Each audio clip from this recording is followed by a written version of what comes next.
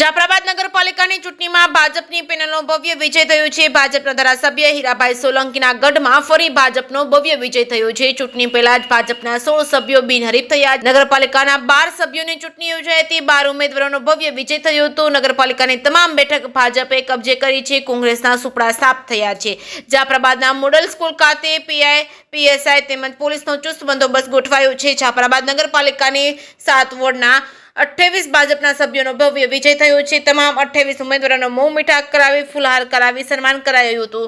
જે કે સિંહ ગુજરાતી સાથે કાળુશા કનોજિયા, જાફરાબાદ શહેર ભાજપ પૂર્વ પ્રમુખ મનોજભાઈ ચુડાસમા।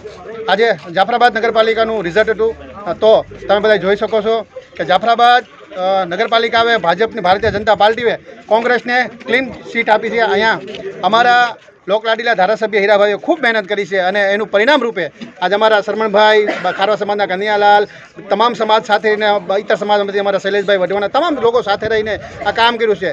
જે તે વખતમાં અંગ્રેજો જ્યારે દેશમાં આવે ને એની એક માનસિકતા હતી કે ભાગલા પાડોનો રાજ કરો, એ માનસિકતા હજી કોંગ્રેસના મગજમાં ઘર કરી ગઈ અને એ હજી ગઈ નથી। હજી એ લોકોનો એક જ ધ્યેય છે, ભાગલા પાડો, રાજ કરો। જ્ઞાતિ હોય, સમાજ હોય, વાડા હોય, ગમે એમાં કોંગ્રેસનો એક જ નીતિ રહી, ભાગલા પાડો અને રાજ કરો। આ ગંદી માનસિકતાને જાફરાબાદની જાહેર જનતાએ સાહેબ આજ તિતાંજલિ આપી દીધી। આજ અહીંથી આવીને સુપડા સાફ કરી અને કોંગ્રેસને ક્લીન સ્વીપ આપીશ। તમે જોઈ શકો છો જાફરાબાદમાં 28 બીજેપીની આ ભારતીય જનતા પાર્ટીની સીટો આવેલી છે। આવનારા દિવસોમાં તમામ સભ્યો સાથે મળીને સંગઠન કરીને જાફરાબાદ કેમ આગળ વધે, જાફરાબાદ કેમ રૂડું ને રૂપારું થાય એના માટે ચિંતા કરશે, સતત ચિંતા કરશે। ગયા 5 વર્ષમાં પણ જાફરાબાદ નગરપાલિકાની અમારા શરમણભાઈના શાસન હેઠળ જાફરાબાદ નગરપાલિકા ખૂબ સારા કામ કર્યા છે અને આવનારા દિવસોમાં પણ સારા કામ કરશે એવી અપેક્ષા સાથે અસ્તુ। ભારત માતા કી જય।